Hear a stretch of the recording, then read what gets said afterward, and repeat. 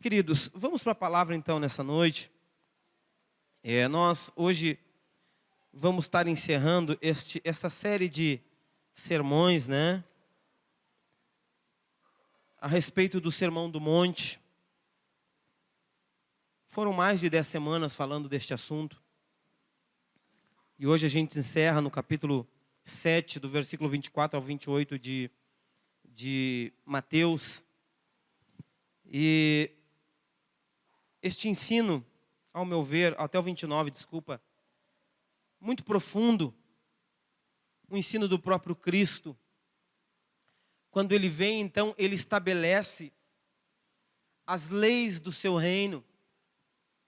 Até então, toda a estrutura de Israel, toda a estrutura do povo judeu, estava firmado na lei mosaica, na lei de Moisés.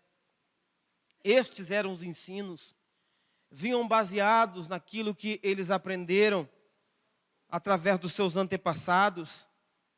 E agora Jesus, ele aparece, e neste ensino nós vimos que ele cita a lei, e ele diz, vocês ouviram o que foi dito a respeito dos mais diversos assuntos. Ele diz, eu porém vos digo, trazendo agora a interpretação real, direto do plano, do propósito original de Deus, a respeito da lei, a respeito do estilo de vida daqueles que fazem parte do seu povo. A lei que era traduzida e ensinada pelos líderes da época, pelos escribas, em alguns pontos ela tinha uma visão distorcida, e que Jesus viu a necessidade de trazer agora a visão real, original, que o Senhor tinha para o seu povo. Então nós vimos nestes ensinos, desde o capítulo 5 de Mateus, nós vimos ali as bem-aventuranças, o caminho da felicidade, né? Bem-aventurado, mais do que feliz. Um estilo de vida de renúncia, de entrega, um estilo de vida em que a gente sempre perde. Porque é um estilo de vida que ele oferece o perdão, ele oferece o amor. Ele fala no final das bem-aventuranças, né, que são bem-aventurados aqueles que são perseguidos, aqueles que são caluniados por causa do Senhor e por causa da sua palavra. Hoje a gente vê algumas pessoas, alguém fala mal de um crente, né? E o cara já quer pegar na goela do outro, né? Isso até em rede nacional, né? A pessoa se sente ofendida e às vezes dizendo que está defendendo o Evangelho, nega o que está escrito. Porque quando somos perseguidos, segundo o ensino de Jesus, porque o povo entendia que era olho por olho, dente por dente, mas o ensino de Jesus ensina o perdão e não a autojustificação. Ele nos ensina muitas vezes a sofrer calado, amar os que nos perseguem, orar pelos nossos inimigos, coisas que só o Senhor pode gerar em nós. Depois a gente continua vendo o que os discípulos eram, sal da terra, luz do mundo. Falamos um pouquinho sobre a lei de Deus, e depois vimos sobre casamento, um assunto muito polêmico. Quando, nos dias em que vivemos, a visão sobre casamento ela é muito distorcida. As pessoas entram já no casamento com um plano de se separar, se não dá certo. E a gente vê que, na visão de Deus, o casamento é uma aliança, não um contrato, não um negócio. É uma aliança que não depende do desempenho das partes, mas depende sim do cumprimento do voto que é feito diante de Deus, diante das autoridades. Eu aproveitei naquele momento para até trazer uma palavra para a igreja e dizer para os irmãos, olha, evitem, né, me procurar para que eu faça um segundo, um terceiro casamento seu. Evitem, para que a gente não se constranja. Não é bom para mim como pastor, sabe? Pastor, e agora eu quero casar pela 5ª vez. Tem pastor que faz, mas eu não quero fazer. Entende o mistério, não? Entende o esquema, não? Né? Não quero. Não me sinto à vontade para isso. Claro que cada caso é um caso, cada história é uma história. Ah, pastor, mas eu fiquei viúvo. Vem então que não dá nada, né? Aí sim, pode casar de novo. Está viúva? Vai lá, Deus tem uma outra viúva ou alguém solteiro para você, tá? Amém? Então são coisas que a gente tem que observar na palavra. Claro que cada caso é um caso, tem que ser analisado, tem que ser visto. Por isso que eu falei que é um assunto que ainda é polêmico. Tem casos de pessoas que se casaram pela segunda, terceira vez e estão bem, eu creio que vão ser salvos. Vão ser, só Deus é que sabe, né, todas as coisas, né? A gente não tem a resposta para tudo, mas a gente viu isso, o que Jesus disse, o que a palavra do Senhor nos diz a esse respeito. Depois a gente viu sobre práticas de justiça, o dar esmola, o orar, o jejuar, que são coisas que você deve fazer, mas se você fizer com a intenção errada no coração, você está errando, entende? Né? Se você der esmola, se você ajudar para ostentar, para dizer que você faz o que acontece, está errado. Se você ora, se você jejua para mostrar para os outros que você ora, que você jejua, que você é espiritual, está errado. O Senhor fala da intenção do coração. E aí a gente chegou depois no capítulo 7. Vimos o capítulo 7, agora a gente vai chegar no final do capítulo 7. Você vai dizer, poxa, pastor, pregar tudo de novo, fazendo só uma retrospectiva, né, uma recapitulação, para que você recorde onde a gente está. E no capítulo 7, versículo 24 ao 29, eu quero ler com você nessa noite. Abre lá a tua Bíblia. Diz assim: todo aquele, pois, que ouve estas minhas palavras e as pratica, será comparado a um homem prudente, que edificou a sua casa sobre a rocha, e caiu a chuva, transbordaram os rios, sopraram os ventos e deram com ímpeto contra aquela casa, que não caiu, porque fora edificada sobre a rocha. E todo aquele que ouve estas minhas palavras e não as pratica, será comparado a um homem insensato, que edificou a sua casa sobre a areia, e caiu a chuva, transbordaram os rios, e sopraram os ventos, e deram com ímpeto contra aquela casa, e ela desabou, sendo grande a sua ruína. Quando Jesus acabou de proferir estas palavras, estavam as multidões maravilhadas da sua doutrina, porque ele as ensinava como quem tem autoridade e não como os escribas. Então, irmãos, encerramos a semana passada falando dos falsos profetas, que muitos naqueles dias vão chegar diante do Senhor, dizendo: Senhor, porventura, nós não curamos em Teu nome, nós não profetizamos em Teu nome, não expelimos demônios em Teu nome, nós não fizemos milagres em Teu nome. E aí a Bíblia diz que Jesus vai dizer explicitamente: apartai-vos de mim, nunca vos conheci, apartai-vos de mim, os que praticais a iniquidade. Essa foi a último texto que a gente leu a semana passada. Terminando isso, Jesus entra agora. E ele, depois de ensinar essas palavras, depois dele trazer todo esse ensino neste sermão, chamado Sermão do Monte, ele desafia agora as pessoas que ouviram a praticar. Ouvir e praticar. Ele traz verdades profundas que podem mudar o destino do homem eternamente. Muitas pessoas estão sentadas ali. O foco do ensino são os discípulos. Mas a verdade é que multidões se aglomeram e elas passam a ouvir este ensino de Jesus, ao ponto de ficarem maravilhadas. E ele começa dizendo nestes versículos que aquele que ouve essas palavras e pratica, ele é comparado ao homem prudente, ou ao homem sábio, aquele que entendeu a coisa. Sabedoria não é a mesma coisa do que inteligência. Você pode ser inteligente e não ser sábio. Sabedoria e sensatez é diferente de você saber muitas coisas, muitas informações. Por isso que ele diz: aquele que ouve e pratica. Está falando de pessoa que entende o que é melhor para si. Ela compreendeu realmente o ensino de Jesus. Porque o fato de saber, o fato de ouvir, o fato de ler, o fato de pesquisar, não nos faz sábio. Tem pessoas ímpias que não frequentam a igreja, que sabem muito mais de Bíblia do que muitos crentes. Muito mais. Que entendem fundamentos teológicos muito mais do que a igreja. Mas lhe falta sabedoria, sensatez, para praticar aquilo que sabem, aquilo que aprenderam, aquilo que leram, aquilo que pesquisaram. Jesus está falando sobre isso, que quem ouve e pratica é sábio. A pessoa prudente, ele está dizendo que ela edifica a sua casa sobre a rocha. E quem é o prudente? Quem são essas pessoas?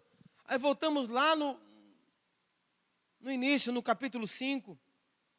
Aqui ele está falando do pobre de espírito.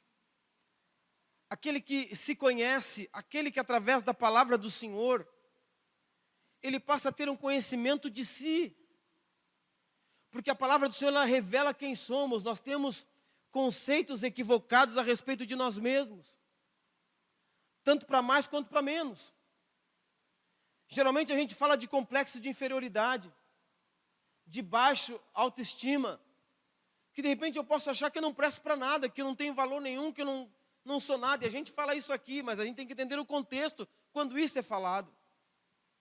E por outro lado, eu posso ter a consciência equivocada, um conceito equivocado a meu respeito, porque eu posso achar que eu sou muito bom e que eu posso tudo e que eu faço que aconteça. Eu posso achar firmado naquilo que eu tenho, na minha profissão, no quanto eu ganho, na minha influência, eu posso achar que eu sou alguma coisa. E aí a gente vê muitas pessoas equivocadas, tratando o seu semelhante como se o seu semelhante não tivesse valor nenhum. A gente vê isso aí no dia a dia, nas negociações, no mercado, nos relacionamentos. Porque eu chego ostentando que eu tenho um pouco mais de recurso, eu vou tratar aquele que parece ter menos de uma maneira, muitas vezes, com desprezo, porque eu acho que sou alguma coisa. E aí o Senhor nos ensina a ser pobre de espírito. Ele agora está dizendo, você sabe disso, você tem que praticar isso, você tem que entender quem você é. Você tem que entender que você é fruto da misericórdia de Deus. E que a única coisa que nos valorizou foi o sangue remidor de Cristo Jesus derramado na cruz do Calvário. Então o homem passa a ter consciência, sabe, da sua miséria espiritual. Porque podemos achar que somos bons, podemos achar que não somos tão ruins assim, podemos achar que nós somos pessoas boas, quando não somos. Na verdade somos pecadores, agora sim, redimidos por Cristo Jesus, justificados por Cristo Jesus, regenerados. Mas a verdade é que somos pecadores, todos nós. Ah, pastor, até o pastor também, principalmente, eu me incluo naquilo que Paulo fala. Ele diz, fiel é a palavra e digna de toda aceitação, que Jesus veio salvar os pecadores, dos quais eu sou o pior, eu sou o principal. É essa consciência que a gente passa a ter a partir do ensino de Cristo. O povo de Israel, por muitas vezes ter a interferência de Deus, ter a direção de Deus, muitas vezes se achavam especiais como indivíduos. Sim, foi um povo escolhido. Sim, foi o povo que o Senhor separou para cuidar, para sustentar. Mas eles eram pecadores, miseráveis. E às vezes como crente, tem muito crente que se acha. É ou não é? Tem muito crente que ele acha que ele é melhor do que todo mundo. Tem muito crente que pensa que ele é especial na sociedade, porque ele é crente. Interpreta mal a palavra, e aonde ele chega, ele diz, aonde eu coloco a planta do meu pé, ali eu tomo por herança. Então quer tomar conta de tudo. Quando na verdade não é assim. Nós somos escolhidos por Deus, para a glória de Deus, para que o nome do Senhor fosse glorificado. Quando as pessoas olham para a nossa miséria e elas veem que Deus, Ele nos amou e Ele nos restaurou, Ele nos mudou, Ele nos transformou. Tudo vem dEle, tudo é por Ele, tudo é para Ele. Ele é a fonte de tudo, Deus, Deus, Deus. Passamos a entender e reconhecer a nossa incapacidade de nos salvar a nós mesmos, sendo redundante, né, de salvar-se a si mesmo, de se salvar-se a si mesmo próprio.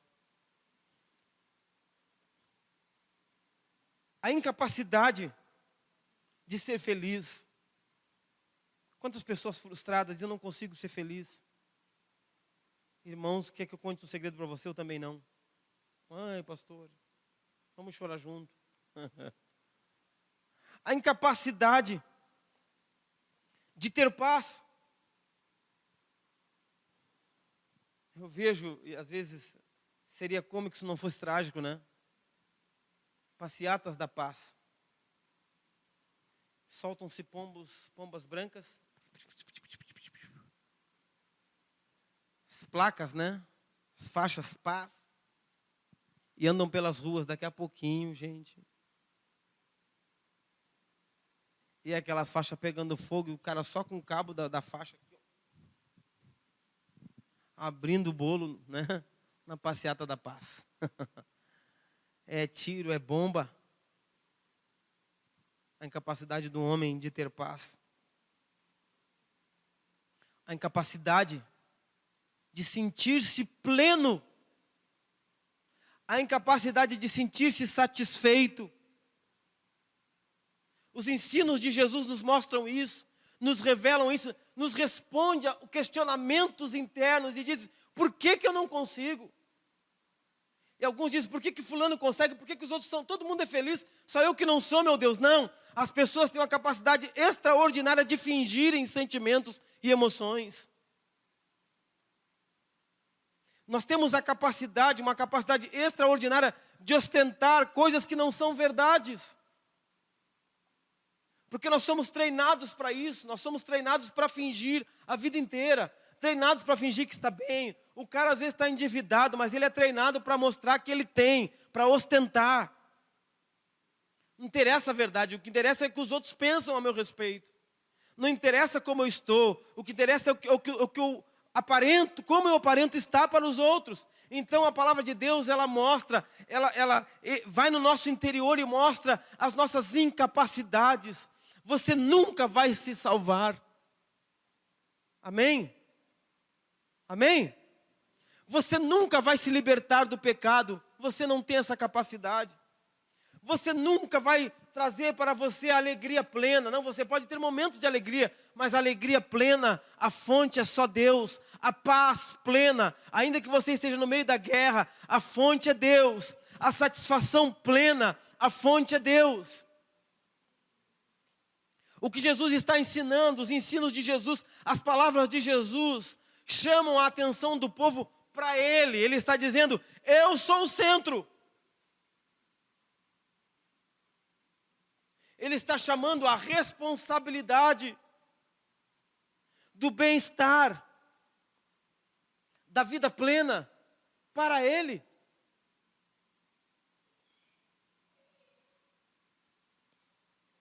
E está dizendo que aquele que está nele, e só nele, temos a condição de ser bondoso, paciente e manso. Meu Jesus. É só Jesus, não é? É ou não é? Porque crente é faca na bota, é ou não é verdade? Não é só crente, né? Mas estou falando para vocês aqui, para a igreja, né? Fácil a gente falar das pessoas do mundo, né? Faca na bota. Porque eu sou um servo do Senhor, comigo não, hein? E aí já roga praga, uma praga gospel. É. Se levantou contra o servo do Senhor, eu estou com pena dele agora. Deus vai pesar a mão. Roga uma praga ungida. A gente precisa voltar para Cristo. Para ser manso. Ele diz, aprendei de mim que sou manso e humilde de coração. Para ser paciente e ser bondoso. Só Jesus na causa. A nossa sede, a partir do momento que conhecemos a Cristo, ela deixa de ser uma sede pelas coisas daqui, porque as coisas daqui terminam aqui. E a gente tem repetido isso, porque isso é ensino. Em muitos lugares, é ensino. A gente viu semana passada, quando falamos dos falsos profetas, né, bases que são ensinadas, né? Estimular a ambição, estimular aquilo que já é grande em nós, o amor pelas coisas daqui.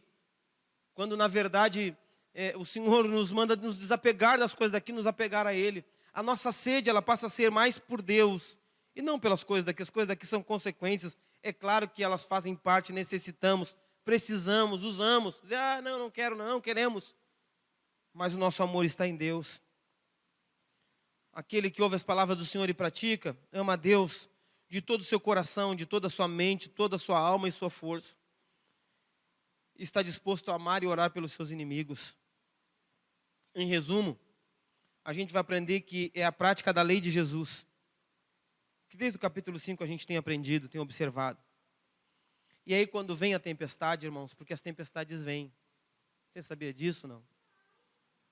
De tempo em tempo elas acontecem.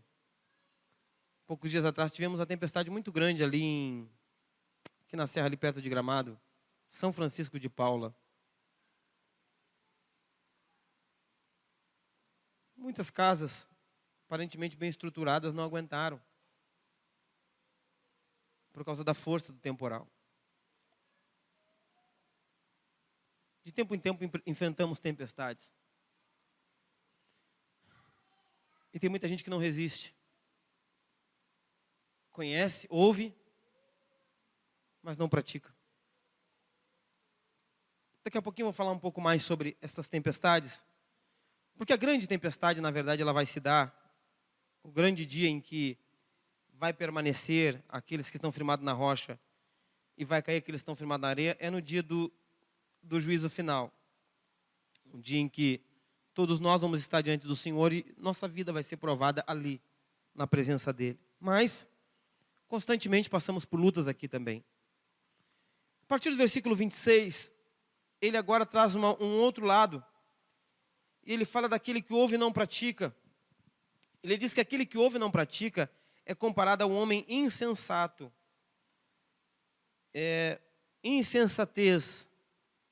Ou tolo, né? Insensatez, tolice. Sabe o que a gente poderia chamar de burrice? Né? Porque ignorância não é. A ignorância é a questão de não conhecer os fatos. Mas ele está dizendo aqui que ouviu. E porém não praticou. É insensato, imprudente. A imprudência, ela é a causa de muitos acidentes. Você vai trabalhar com coisas perigosas de maneira imprudente, você corre sérios riscos. Se a gente for imprudente no trânsito, se a gente for imprudente em qualquer área da nossa vida, a gente corre sérios riscos. Ele está chamando de imprudente aquele que ouve as palavras e não pratica. Porque muitos se preocupam em construir a sua vida cristã em cima de bases que não são firmes. Qual é a base firme que o Senhor está falando aqui? A sua palavra. Quais são as bases que podemos usar que não são firmes? Nós podemos construir a nossa vida em cima das nossas obras. Talvez aquele que é talentoso em cima do seu talento, em cima do seu dom, em cima dos seus conceitos, em cima de algo que você já viu, você já ouviu no passado. E não em cima da palavra do Senhor, em cima de uma experiência. E as experiências, muitas delas são muito boas, mas são experiências. E algumas delas são experiências pessoais, diz respeito a você e Deus, a você e a sua intimidade com Deus. Mas a base para uma vida cristã saudável é a palavra de Deus. Eu posso usar várias bases para construir a minha vida cristã, a minha vida ministerial. E como a gente viu anteriormente, alguns vão chegar diante de Deus e vão usar estas bases como desculpa. A gente pode achar que os resultados, irmãos, nós vivemos num mundo de matemática, de números, é ou não é? As coisas, elas são aprovadas mediante os números. Um trabalho que os números são positivos, ele é aprovado. Quando o saldo é positivo, eu posso olhar para a igreja, né? Domingo que vem nós temos aqui o culto de ceia, igreja lotada, e de repente eu posso achar, nossa, meu Deus está aprovando o nosso trabalho porque a igreja está cheia. Deus está aprovando o que eu faço porque a igreja está cheia. Deus está aprovando o que eu faço por causa dos números, por causa das entradas financeiras, por causa dos recursos. Eu posso, de repente, achar que a aprovação de Deus, ela existe por causa da aprovação das pessoas. Alguém pode chegar para mim e dizer, pastor, olha que bênção, olha, realmente, né, a coisa está maravilhosa. Mas eu posso usar isto e naquele dia eu me equivocar e chegar diante de Deus com estes números, com um relatório. E naquele grande dia isso não vai passar, não são os números. Porque Deus não se encanta com números, irmãos. Os homens se encantam. Nós nos encantamos com as estatísticas, com o que diz as pesquisas. É ou não é verdade? Nós nos encantamos, claro que é bom, queremos. Quanto mais pessoas servir a Deus aqui neste lugar, maravilha. Mas isso não quer dizer para mim, como pastor, que eu estou sendo aprovado por Deus. Os números não são base para a aprovação de Deus. A aprovação de Deus se dá quando eu ouço e quando eu pratico aquilo que eu sou ensinado a respeito da sua palavra.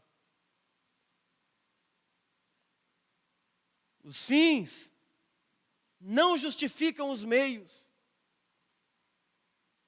O próprio Jesus, irmãos, aqui quando ele termina este ensino, a Bíblia fala de multidões, e as multidões se encantaram com o seu ensino. Mas continua acompanhando Jesus na caminhada. Jesus faz alguns milagres, Jesus multiplica o pão, Jesus multiplica o peixe, Jesus faz muitas coisas. E você vai ver Jesus um dia pregando uma palavra aos olhos do povo pesada.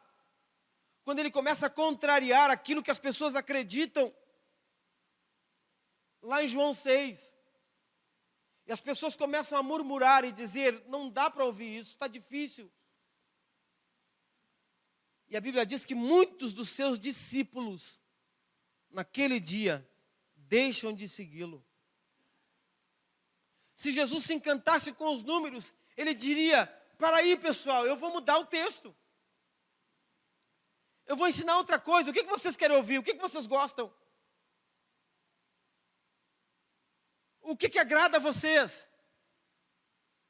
Mas Jesus deixa eles embora e olha para os que ficaram. E hoje, na hora do louvor, o Anderson citou esse texto, né, de Pedro, né, quando Pedro ele faz essa declaração tremenda. Jesus olha para os que ficaram e diz, e vocês, não querem ir também? Mas aí Pedro ele chega a uma conclusão que a igreja precisa entender. Ele diz, Senhor, para onde iremos? Tu tens, o quê? Palavras de vida eterna. É disso que Jesus está falando aqui. Aquele que ouve estas minhas palavras de vida eterna e as pratica é prudente. Aquele que ouve essas minhas palavras de vida eterna e não as pratica, ele é insensato, imprudente. A gente pode achar base nos números, mas não foi o que Jesus firmou o seu ministério. ele firmou seu ministério nas verdades vindas do coração do Pai. Antes do grande dia, irmãos, antes do juízo final, nós podemos ser testados nas mais diversas tempestades. Quero falar um pouquinho delas. Nós temos torrentes, né, tempestades, enxurradas das aflições externas. E eu olho para a igreja e eu não sei o seu dia a dia, de alguns que a gente às vezes ouve, alguns irmãos nos procuram, mas eu não sei o dia a dia de cada um dos irmãos. Mas quantos aqui lutam, semana após semana, com problemas externos? Problemas na família. E você crente está na igreja e diz, meu Deus, como é que eu posso ter problema na minha casa se eu sou crente? Glória a Deus que a gente não prega aqui um evangelho com ausência de problemas. Não, irmãos. Eu não tenho autoridade para falar que você não vai ter problema. A Bíblia não ensina isso. Alguns enfrentam problemas financeiros, falando das coisas externas. Você tem problema com relacionamento. Outros enfrentam problemas com perseguição. Nós temos enxurradas além das externas. Nós temos ainda as nossas tempestades internas, os nossos medos. E a gente sabe fingir, né? Ainda mais homem, né? Homem que é homem não chora. Eu ouvi isso quando era criança, né? Tinha até musiquinha que se cantava, né? O homem que é homem não chora. Só quando a mulher vai embora. Era a musiquinha. Simão Vomir cantava para Neis.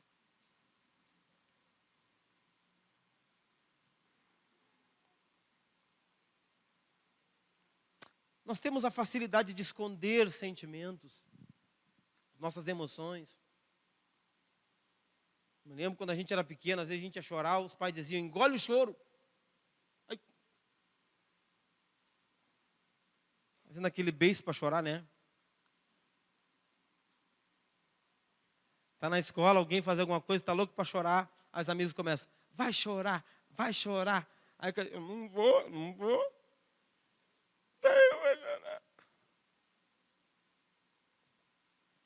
Nós temos as nossas aflições internas. A gente é treinado para esconder. Infelizmente, às vezes até como igreja, né? Como é que tá, meu irmão? Se melhorar, vira festa, eu tô aqui. Está mentindo, está mal. Está angustiado, às vezes está em depressão. Ai, credo, o sangue de Jesus tem poder, crente não fica em depressão. Fica, irmãos.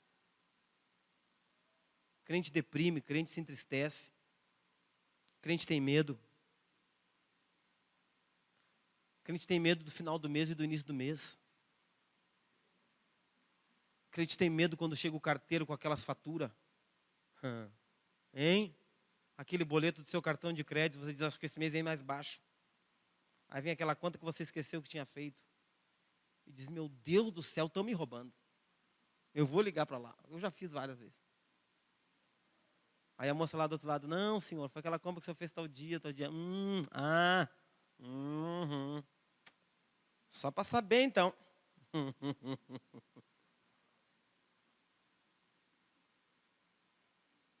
Só eu que fiz isso, vai ver.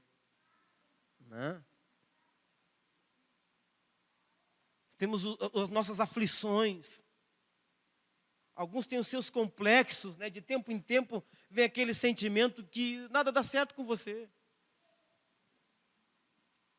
Aí você vê o outro prosperando, dando certo na vida, dando certo nos negócios, dando certo no amor. E às vezes o crente ou a crente está lá encalhado. Você diz, meu Deus, o que acontece comigo? O que eu tenho de errado?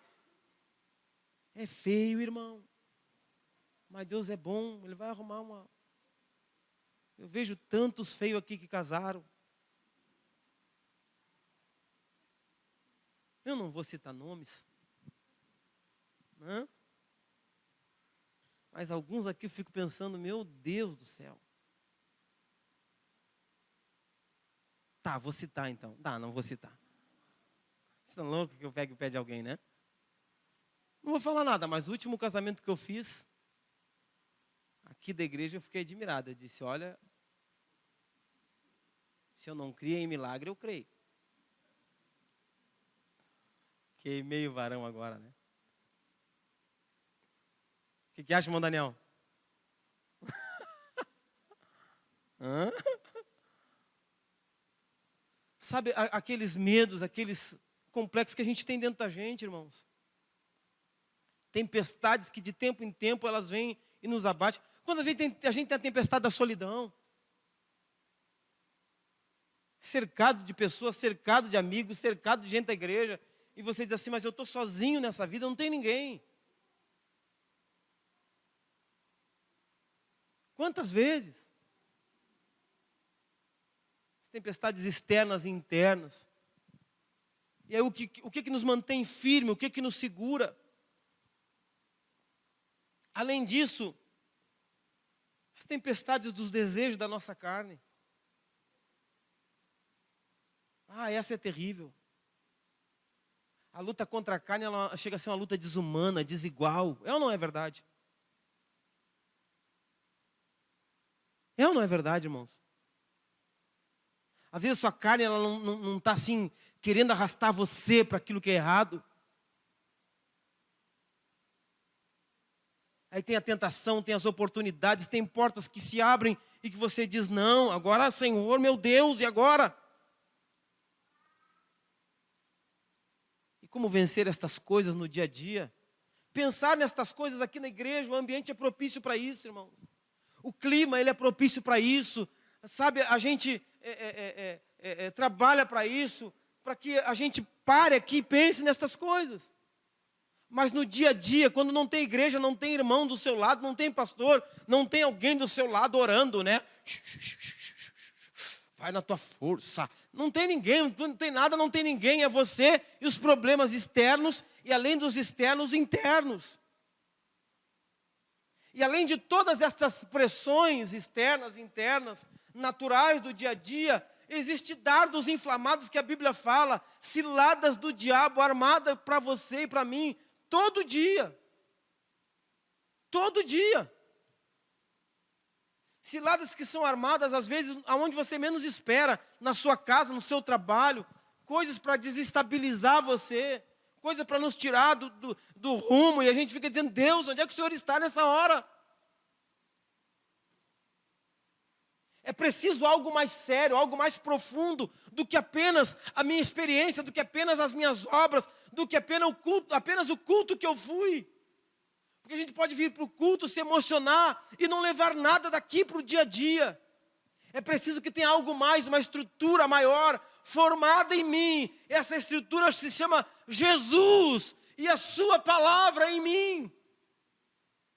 Porque só a palavra de Deus em nós, fazendo parte do nosso dia a dia, é que nos vai fazer nós resistir na hora das tempestades que todo o tempo se levantam, ou de tempo em tempo.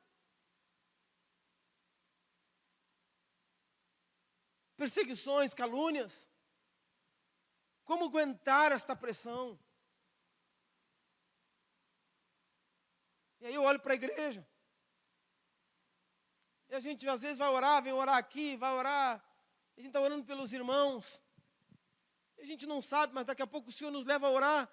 Sabe, de uma maneira às vezes mais, com uma compaixão maior. Porque eu sei que muitos estão lutando. Não sei o que, não sei como. Mas eu sei porque você é um ser humano. Pastor, Deus nos revelou. Irmãos, não precisa. Não precisa. Foi o Senhor teve um sonho, o Senhor teve uma visão. Não precisa, irmãos. Claro, alguns estão comemorando, mas outros estão lutando.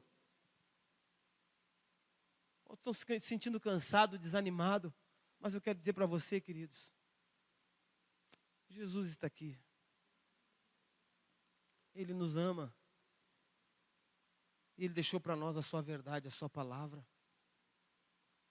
Aquele que ouve e pratica é prudente. Caíram a chuva, transbordaram os rios, sopraram os ventos, deram com ímpeto contra aquela casa. mas ela não caiu. Fique firme em Jesus para que você não caia. Amém?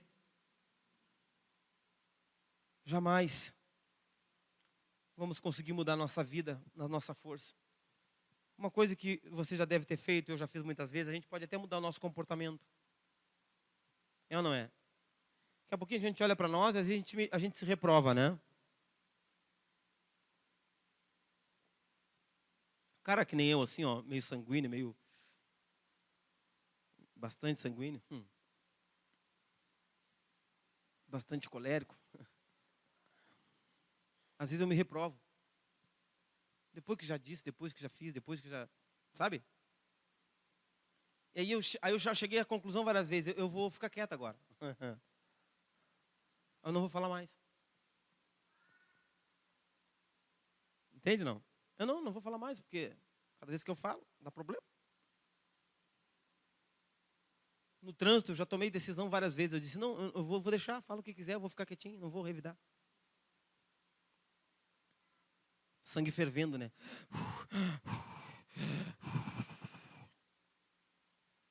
A gente aguenta. Um dia, 2. Mas daqui a pouquinho o cara está meio desligado.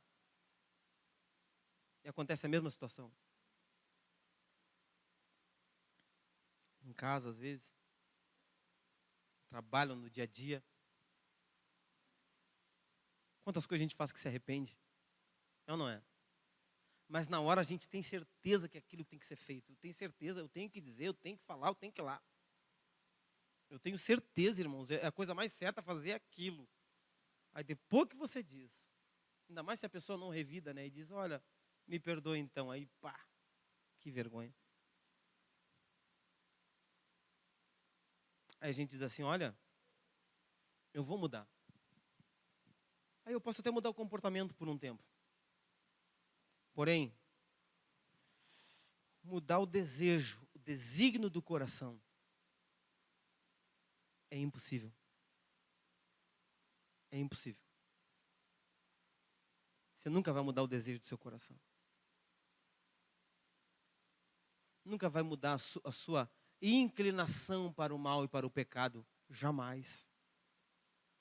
Esta inclinação para o pecado, ela é contida em Cristo. Ela é contida no Senhor. Precisamos estar nele. Porque a mesma boca que está aqui falando, e daqui a pouco a gente está orando e está dizendo tantas coisas santificadas, né? E abençoadas. Ah, irmão, é verdade. Me arrepiei todo. Oh, glória, oh, mistério. Eu quero santidade. Essa mesma boca daqui a 10 minutos pode estar blasfemando, xingando, ofendendo. É ou não é verdade? É ou não é? Você vem no culto e diz, Jesus, agora eu só quero te louvar, Senhor. Que se levante quem quiser contra mim. Não, não se levante. A gente não consegue. Nós precisamos de uma intervenção de Deus na nossa vida. Amém? Ouvir e praticar. E para encerrar os últimos 2 versículos, quando Jesus acabou de proferir essas palavras, estavam as multidões maravilhadas da sua doutrina, porque ele ensinava como quem tem autoridade, e não como os escribas. Até Jesus, todo o ensino feito pelos mestres, pelos rabinos daquele tempo, e pelos anteriores, na verdade eram ensinos que eles eram apenas expositores da lei de Moisés. E para embasar os seus ensinos, eles tinham que buscar autoridade em outros expositores, em outras fontes para fundamentar os seus ensinos. Porém, Jesus, é que nem você vai defender uma tese, alguma coisa científica, você tem que buscar a fonte. De onde veio, como foi feito, papapá, é mais ou menos assim, não é? Você tem que citar as fontes para que tenha crédito aquilo que você está dizendo. Porque se você não citar as fontes, esse cara está louco, de onde é que ele inventou isso? Então você busca as fontes. Todo o ensino antes de Jesus, eles tinham que buscar as fontes para que os seus ensinos, então, pudessem ter autoridade. Porém, o que diferencia Jesus? Jesus, quando fala, ele fala com autoridade própria, ao ponto dele citar o que foi ensinado antes. Ele diz, ouvistes o que foi dito. Com base, não, ele diz assim, porém eu vos digo. Isso chamou a atenção das pessoas, porque era diferente do ensino dos escribas, dos fariseus. Ele era a fonte. Ele não precisou buscar autoridade em pesquisas, em ensinos anteriores. Ele era a fonte. Então a autoridade de Jesus é admirada, porque ele não precisa buscar em outra fonte. Ele era o verbo vivo. A palavra viva, revelada, que se manifestou em carne. E o verbo se fez carne e habitou entre nós. E vimos a sua glória como a glória do unigênito do Pai. Irmãos, as palavras de Jesus foram ditas por Jesus. Amém? E não há quem possa contestar aquilo que Jesus disse. O que nós temos que fazer é nos render a este ensino. Nos render a esta palavra. Eu quero falar para a igreja, o Brasil para Cristo de Bento Gonçalves. Você não é inocente em nenhum dos assuntos que foram tratados aqui. Você não é ignorante em nenhum dos assuntos que foram tratados aqui. Ah, pastor, mas eu peguei no sono da hora do culto. Foi ensinado. Aquele dia eu não vim, pastor. Ah, irmão, me avisasse que eu não pregava aquele dia.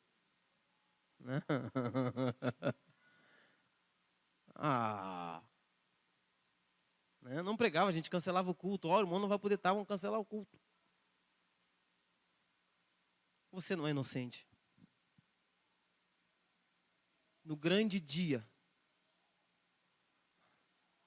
nós vamos ser julgados pela palavra. Amém? Não é pelas suas obras. Ah, pastor, eu faço e aconteça. Senhor, eu faço e aconteça. Eu orava. Eu continuo orando. Eu jejuava. Né? Eu ia falar com os irmãos, nem conseguia conversar. Era rajada e rajada de língua estranha.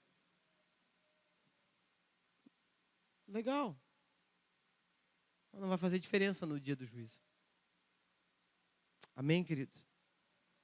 Vai fazer diferença ouvir e praticar. A partir de então, você vai olhar, se você continuar lendo o Evangelho de Mateus, uma outra etapa do ministério de Jesus, milagres começaram a acontecer, sinais, prodígios, a sua caminhada continua, mas o ensino do Sermão do Monte, ele encerra aqui, com muita profundidade. É claro que nossa maneira de expor talvez seja muito limitada, né? Tem tantas pessoas que fazem uma exegese, né, muito mais profunda, mais aplicada, mas é que às vezes não adianta a gente ser muito teórico também, senão a gente não acaba não entendendo muita coisa, né? A palavra do Senhor, ela é prática e o texto em si ele é muito claro. E a aplicação do texto, que é o grande segredo da nossa vida, aplicar na nossa vida. Irmãos, que o Senhor nos ajude, que a gente consiga viver de acordo com a vontade de Deus. E como é que a gente consegue viver de acordo com a vontade de Deus? Se esconda em Jesus. Reconheça as suas misérias. Reconheça as suas falhas, as suas fraquezas. E se volte para Cristo. Só Ele nos leva a cumprir aquilo que é a sua vontade. Amém? Vamos ficar de pé. Nós vamos estar orando e eu quero dizer para você orar e pedir para que o Senhor nos ajude a viver a sua palavra. Se você falar que é crente, as pessoas olham para a gente já com um olhar de tanta desconfiança. É ou não é? Imagina você, ou a pessoa pergunta para ti, o que tu faz da vida? Eu digo assim, eu sou pastor. Pastor, é?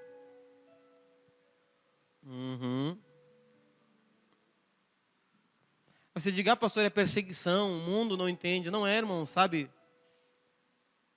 É o mau testemunho da igreja. O mau testemunho dos crentes, o mau testemunho dos pastores.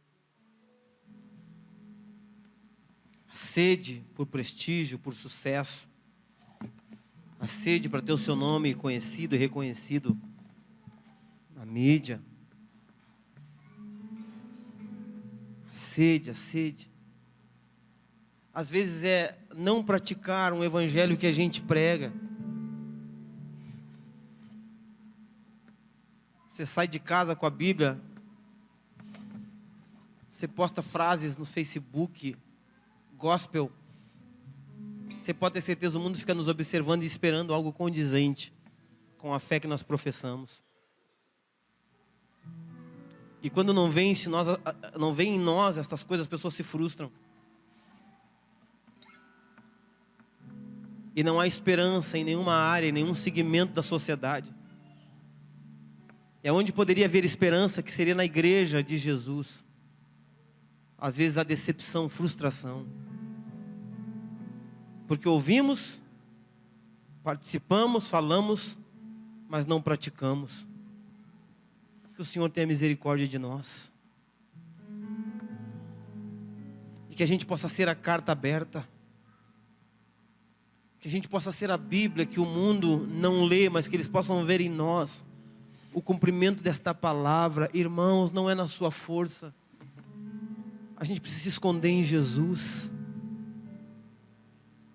Para que as pessoas possam olhar para você, olhar para o seu estilo de vida e dizer: eu queria ser assim. Eu queria ter o que tu tens. Eu queria ter a paz que tu tem, a alegria que tu tem. Eu queria conseguir tratar com os outros do jeito que tu trata. Tu não é o dono da razão, tu não é o dono da verdade. Alguns vão dizer assim: cara, tu engole sapo. Engole sapo porque tu é trouxa, irmão. Não é por isso. Tem sangue de barata, não. É porque a nossa justiça é o Senhor. Ele que nos defende, Ele que nos guarda. Nós, na verdade, já deveríamos ter morrido, diz a palavra, porque o salário do pecado é a morte. Mas o dom gratuito de Deus é a vida eterna. Por que você perdoa? Porque eu fui perdoado. Por que você ama? Porque eu sou amado. Mas por que você aceita pessoas diferentes de você? Porque eu fui aceito por Deus. Ainda mesmo quando eu era inimigo de Deus, Ele me amou. E Ele me aceitou. Me tirou das trevas e me trouxe para a sua gloriosa luz.